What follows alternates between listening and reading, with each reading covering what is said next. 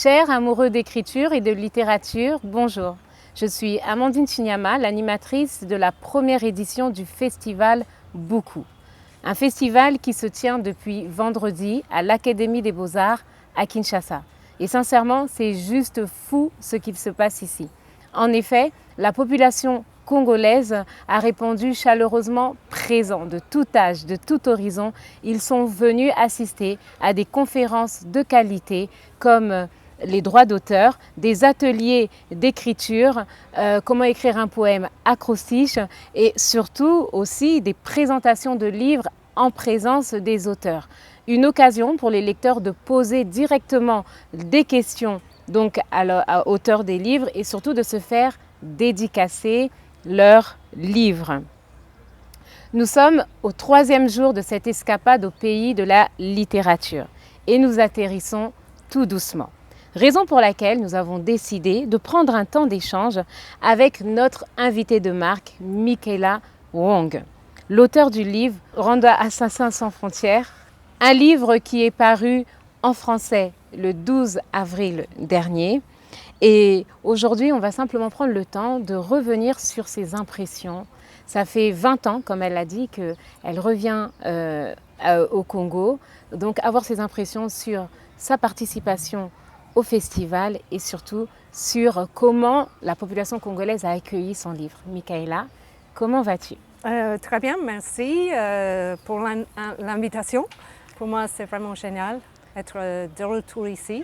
J'habitais ici en 1994 et après je suis revenue plusieurs années. Mais après, il y a eu une absence de 20 ans. De 20 ans? Oui, 20 alors ans, la ville a beaucoup changé, c'est beaucoup plus grand. Je vois qu'il y a beaucoup plus de monde et la circulation, c'est vraiment devenu un gros problème. Oui, c'est densifié. Hein. Il y a effectivement à Kinshasa un véritable problème d'embouteillage. Oui. Michaela, c'est nous qui te remercions d'avoir accepté notre invitation. Avant toute chose, parce que là, moi, je t'appelle Michaela, mais j'entends Michela, Michaela. Comment, toi, tu souhaites qu'on t'appelle? Michaela. Michaela, oui. Ok, super. Michaela, est-ce que toi, tu peux nous dire quelles sont tes impressions? Comme tu viens de nous dire, ça fait 20 ans que tu reviens au Congo. Et le fait de revenir au Congo pour un festival du livre, toi qui es auteur de 5 livres, de 5 belles œuvres, quelles sont tes impressions sur le fait, je pense que, quelles sont tes impressions? Pour moi, les festivals de livres, ça donne l'espoir. Parce que ça veut dire que les gens lisent, ils examinent leur propre présent et qu'ils font des projets intellectuels et qu'ils planifient leurs avenirs. Alors c'est déjà quelque chose de très important. Ça montre qu'il y a une vie intellectuelle importante. Et alors quand on m'a invitée, j'étais vraiment très excitée. D'accord, très bien. Et comme tu as dit, tu as vécu 20 ans, tu as vécu avant à Kinshasa. Est-ce que tu as eu l'occasion à l'époque de participer à ce genre d'événement? Et quel message d'encouragement tu pourrais donner finalement à l'équipe organisatrice de ce festival?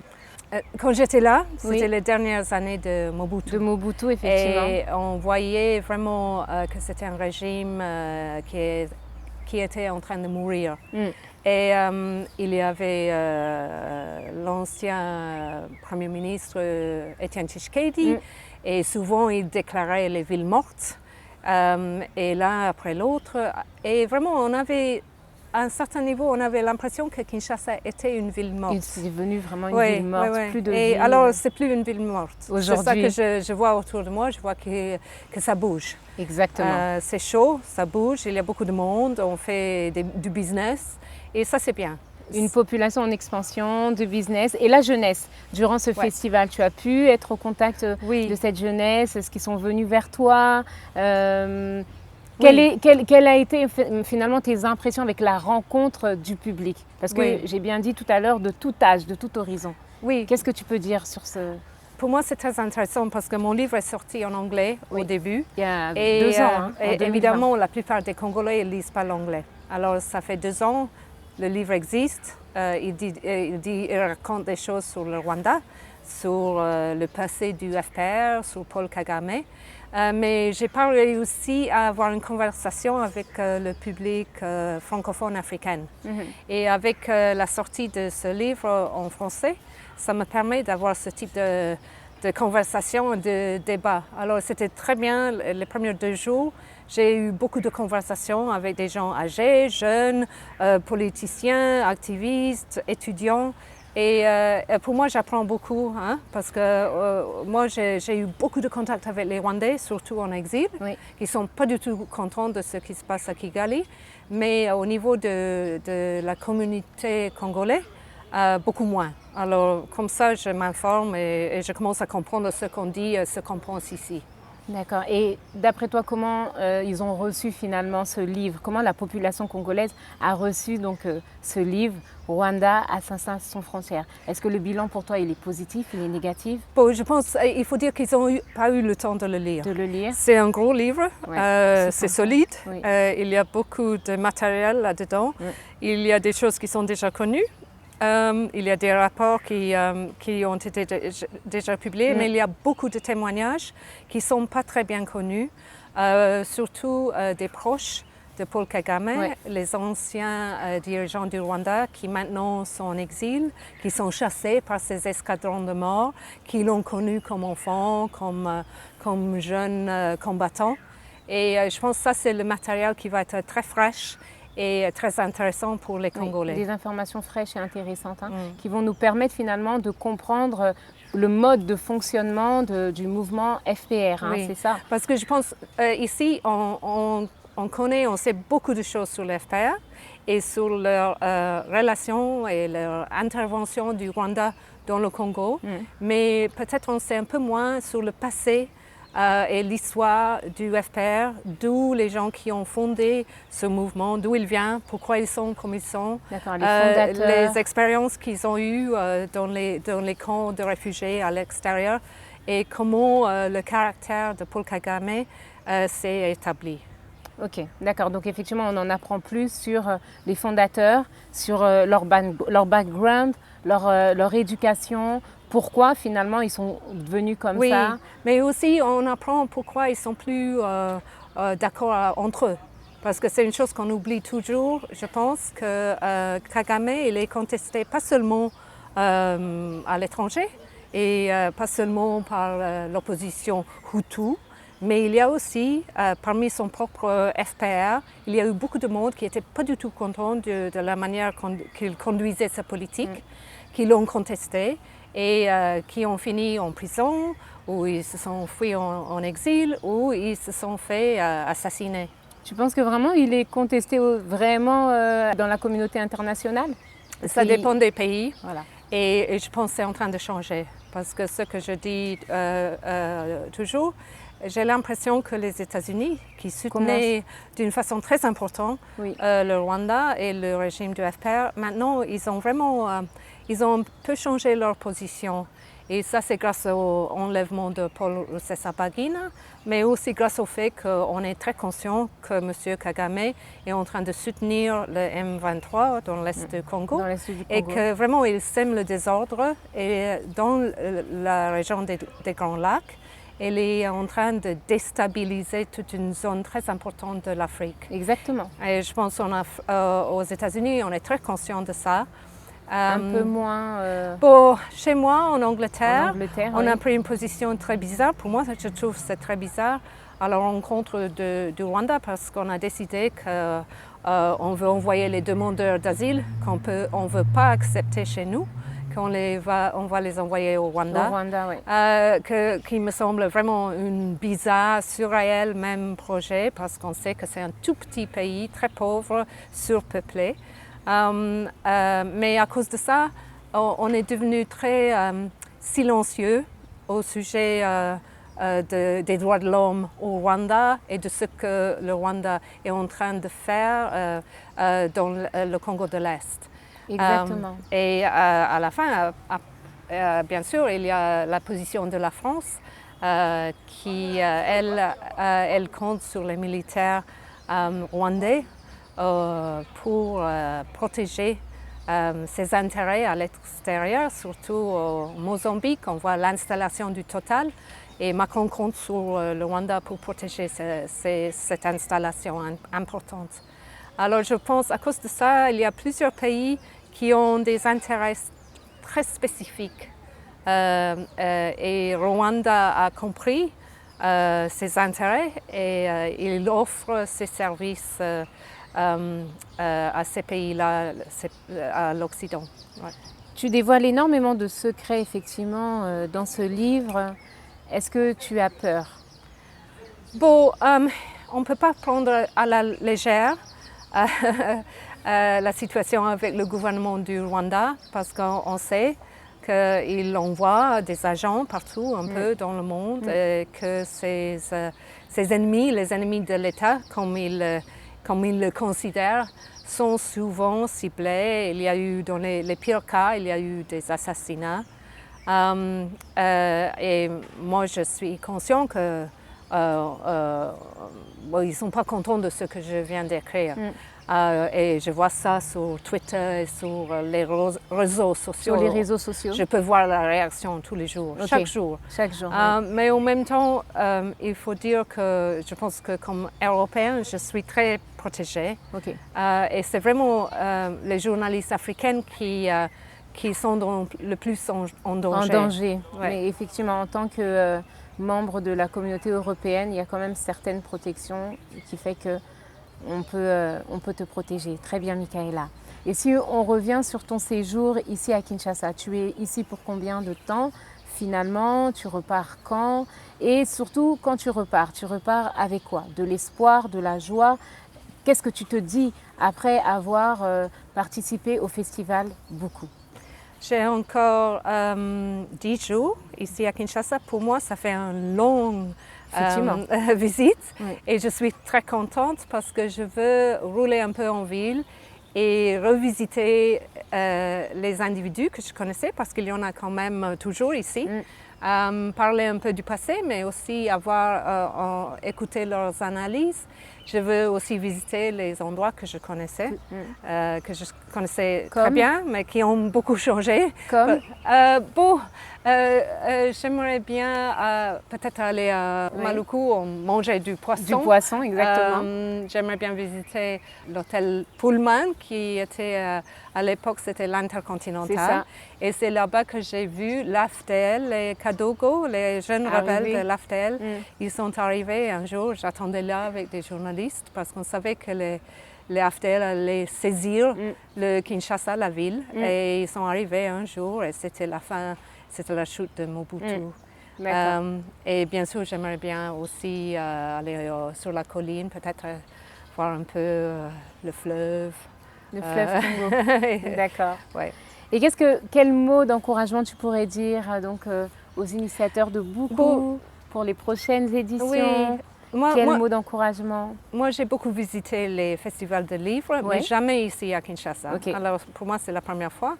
Mais j'ai visité des autres en Ouganda, au Nigeria, en Sud-Afrique, au Kenya. Et je pense que l'important, c'est de continuer. Et peut-être pas chaque année, mais il faut être régulier. Peut-être chaque 2 années. Et comme ça, les gens commencent à compter là-dessus. Et ils savent que ça va avoir lieu tous les deux années. Parce que la première fois, c'est toujours difficile. Après, on commence à comprendre que ça existe. Et aussi, les organisateurs, ils commencent à bien connaître leur métier. Exactement. Alors, il ne faut pas seulement lancer ça une fois. Il faut essayer de continuer et rendre ça quelque chose de régulier. Ok, d'accord, très très bien. Alors merci. Et qu'est-ce qu'on pourrait dire? Moi, quand je reviens sur ce livre, il y a une phrase dans la préface de votre collègue, Stephen Smith. Stephen Smith, exactement. Oui. C'est un gros journaliste français qui connaît très bien le Congo d'ailleurs. Du Monde et de la Libération. Oui, je l'ai rencontré ici il y a des années. On se connaît depuis longtemps, mais il connaît bien le Congo. Et j'aime sa phrase au début qui dit « Ce livre est une chance. Il permet à ses lecteurs de découvrir de l'intérieur le régime du président Paul Kagame. » C'est une urgence, ici encore plus qu'ailleurs.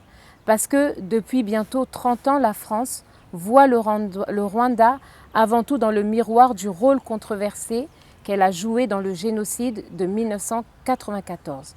Or, le meilleur service qu'on puisse rendre aux victimes de cette œuvre d'extermination que nous n'avons pas su empêcher, ce n'est pas le culte des cendres, mais le feu de l'action en faveur de la vie et de la liberté où elle est menacée. C'est très bien écrit, hein? Très très bien écrit, c'est très parlant. Oui. D'après toi, Michaela, où est menacée la vie et la liberté aujourd'hui? Oui, bon, on voit que dans toute la zone, hein, ce qui est impressionnant, c'est le niveau de violence dans la région des Grands Lacs. Tu le décris. Et on voit qu'il y a eu tellement de souffrance au Rwanda et aussi au Congo. Mais il faut être transparent au sujet de qui a souffert et qui a commis les crimes. Exactement. Et on a une tendance, je pense surtout en France, parce qu'on avait une mauvaise conscience au niveau du soutien que François Mitterrand et les autres avaient montré pour le président Habyarimana. On ne voulait pas admettre que les FPR, eux aussi, ils avaient des sangs sur les mains. Exactement. Et ce n'est pas les anges. Je pense que c'est très important qu'on doit admettre qu'il y a eu beaucoup de violence et beaucoup d'assassinats des deux côtés. Ouais. Assassinats des deux côtés. Et quels sont finalement, comme il dit, le feu de l'action en faveur de la vie et de la liberté? Est-ce que tu penses qu'écrire un livre comme ça participe au feu de l'action en faveur de la vie et de la liberté là où est-ce qu'elle est menacée? Je pense que plus il y a la transparence sur ce qui s'est vraiment passé dans les Grands Lacs, mieux c'est. Parce qu'on ne peut pas agir si on accepte et on croit dans une histoire fabriquée. Et je pense qu'actuellement, il y a une histoire fabriquée et il faut vraiment avoir beaucoup plus de transparence. Et si mon livre peut aider ça, ça serait bien. Ouais, ça rentre effectivement dans le feu de l'action qui permet effectivement d'œuvrer en faveur de la vie, de la liberté lorsqu'elle est menacée. Menacée aujourd'hui dans l'est du Congo, menacée aujourd'hui dans la vie de chaque Congolais finalement. Ça a une incidence, ce qui s'est passé en 1994 au Rwanda. Jusqu'à aujourd'hui, le peuple congolais le subit. C'est ce qu'on a pu voir durant la présentation double que nous avons faite hier. On a essayé de créer un lien entre l'œuvre d'un auteur congolais, Godefroy Mwanabatu, qui a écrit « Ainsi sont faites les lianes », ainsi que ton livre « Rwanda, Assassins sans frontières ». On a fait cette double présentation pour vraiment montrer l'incidence de ce qui s'est passé au Rwanda, comment les retombées qu'il y avait finalement au Congo. Oui. Qu'as-tu pensé de cette activité hier soir? Est-ce que tu as pensé que c'était pertinent de le faire ainsi? J'ai beaucoup apprécié les propos de Godefroy parce qu'effectivement c'est un Congolais. Il peut nous donner, parce que pour moi je suis étrangère, je ne peux pas parler pour les Congolais, ni les Rwandais, mais je peux raconter ce que j'ai découvert à travers mes enquêtes. Pour Godefroy, il a vraiment donné le côté congolais avec beaucoup d'histoire, avec vraiment un contexte vraiment profond. Moi j'ai beaucoup apprécié et je pense aussi le public. Parce qu'en plus, ce que j'ai apprécié, qu'il a encouragé les gens, il a dit c'est aux Congolais de prendre leur destin dans leurs mains. Exactement. Et il ne suffit pas de dire à une journaliste européenne mais qu'est-ce que vous allez faire pour nous? C'est aussi aux Congolais d'agir. Alors effectivement, Michaela, j'aime ce mot, c'est aux Congolais d'agir. Effectivement, ces œuvres que Michaela aujourd'hui a écrite, a fait remonter en fait, mis en lumière ces enquêtes, nous permet de connaître la vérité et ainsi nous également de entrer dans le feu de l'action afin de préserver la vie et la liberté, que ce soit à l'est, au nord, au sud, dans tout le Congo. C'est à nous Congolais de nous lever. Merci parce que c'était pour moi un très bon mot de conclusion. Ah, très bien. Merci pour ce temps que tu nous accordes. J'espère que tu restes avec nous parce qu'à la fin, il y a une pièce de théâtre qui va se jouer et on se retrouve pour la prochaine édition. Merci de nous avoir suivis et à très bientôt.